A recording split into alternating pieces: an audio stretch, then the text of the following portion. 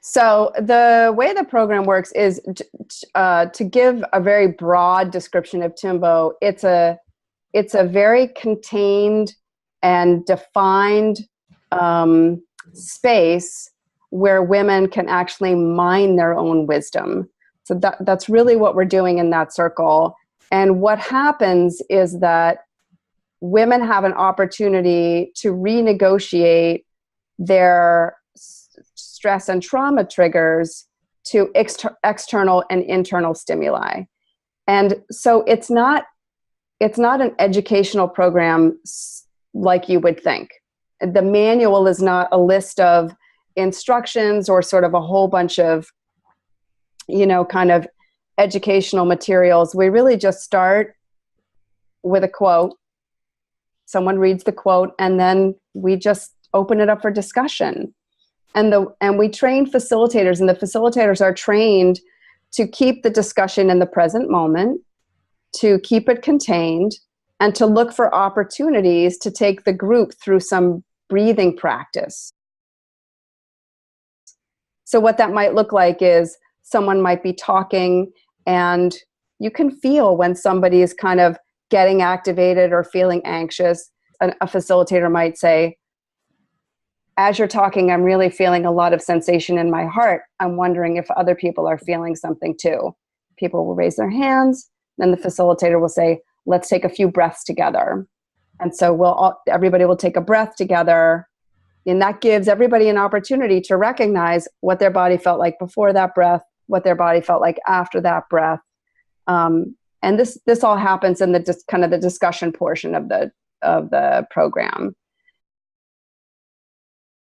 TIMBo actually connects specific emotions to specific ways that emotions show up in your body, right? So there are little diagrams, like here's how fear shows up in your body in the long term and the short term, right? So women actually feel this kind of empowered knowledge of like, oh, I'm feeling this racing in my heart. This is fear, and then we kind of close the session with some very accessible yoga, really like 10 minutes of super mindful movement paired with breath, and then a guided visualization to end. So that if anything got stirred up during that discussion session, there's an opportunity for the women to kind of leave feeling resolved.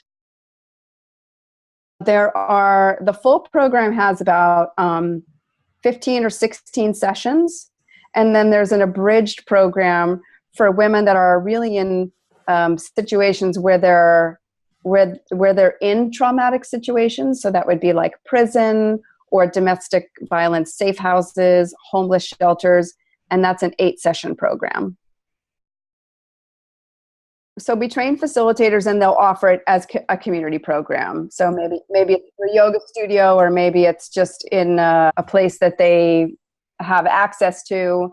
But primarily, we're offering it within an agency umbrella. So often, substance abuse treatment facilities, homeless agencies, prisons, women's prisons, domestic violence shelters. And most recently, we've been working with the agency as a whole. So we'll be training the staff, giving the program to the service users, and then also helping foster almost like a language and a practice that's spreading through the social networks of that whole system and improving how the system works. Going through the TIMBo program is really all about changing your relationship to your body sensations and changing your relationship to yourself.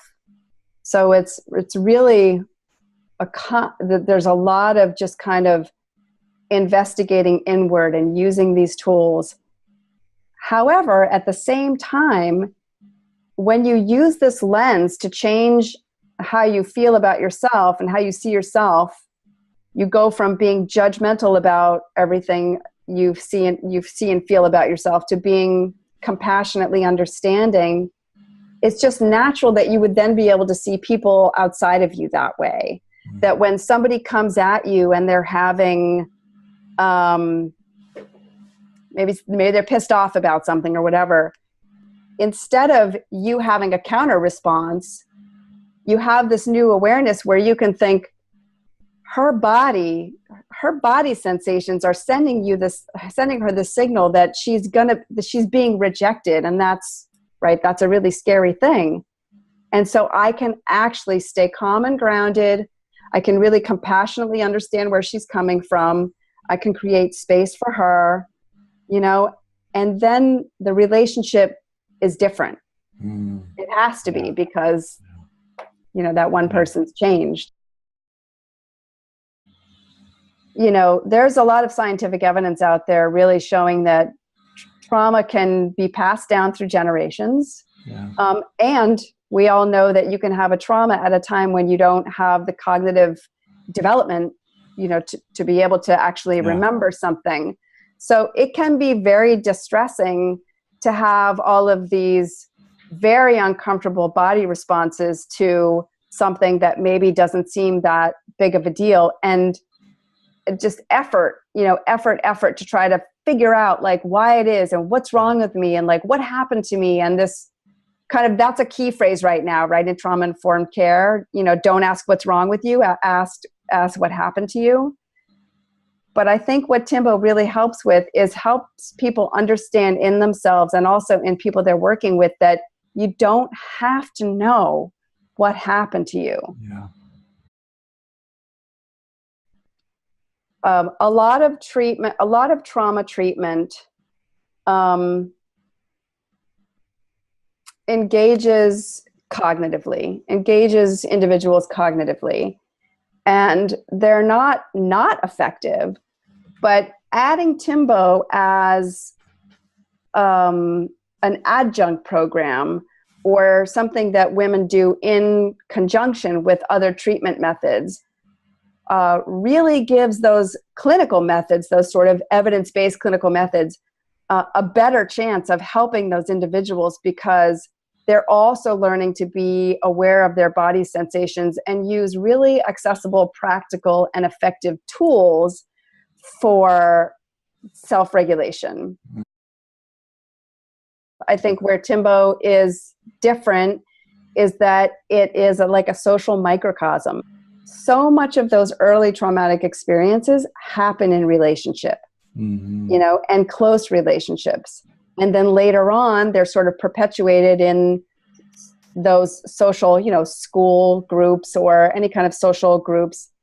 And so TIMBo is almost like this little mini social microcosm where you get to experience kind of this activation that happens in a social situation. You get to practice the use of those TIMBo tools in that moment, like right in the program. And what I really hear so often is then when the group participants go back into their lives, they start practicing using those tools in that relational moment. And that changes the relational space.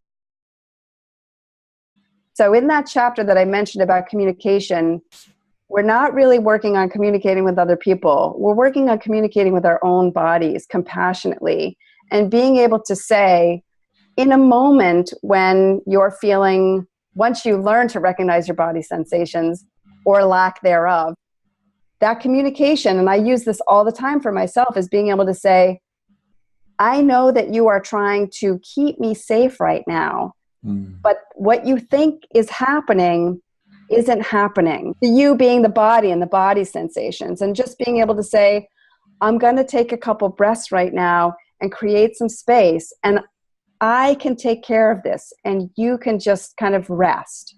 And this is like a compassionate way to talk to the feelings in your body that really, honestly, so many trauma survivors, that trauma is perpetuated by their own self-judgment and their own feelings of being broken and not fit for society and not fit for any kind of, love or care.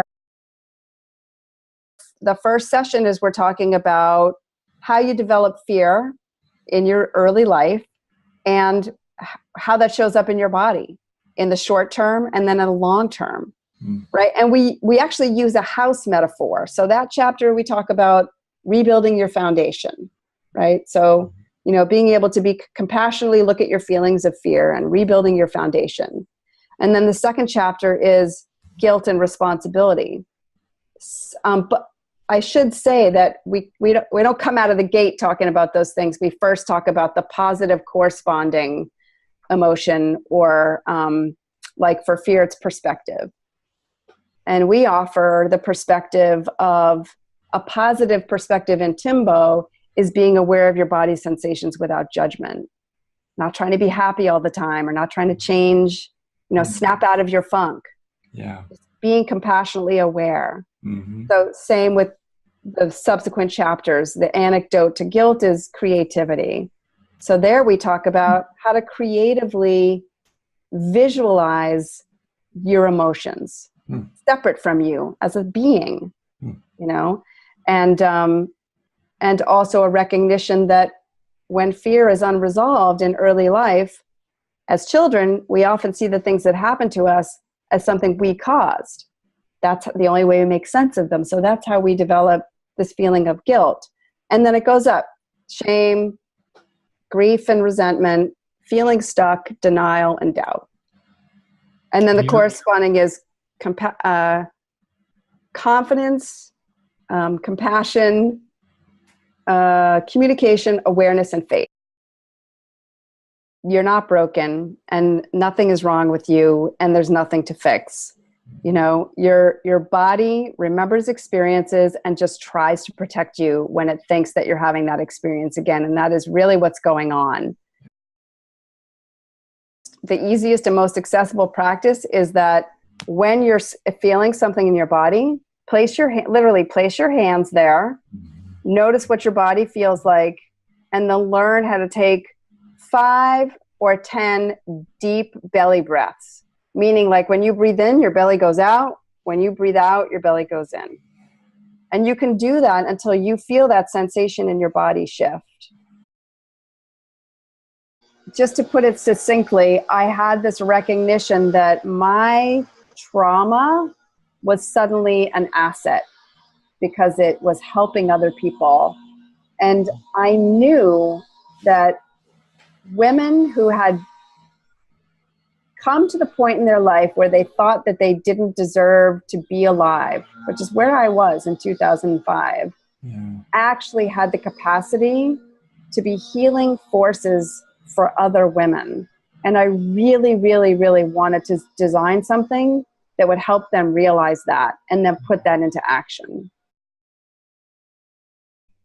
There's a way in which we all can walk around with trauma, right? The trauma, I think it's going to be important for our society not to hold the view of here's the trauma survivors and here's us who we're all going to help these trauma survivors. Yeah. I think the reality is that we all walk around with some degree of trauma simply because of the way that our biology works and the way that our society works. They're not really matching up. And I think that when we really can kind of help this collective consciousness arrive at this recognition that it would just be a more empathetic world, and we could really create a healing kind of movement.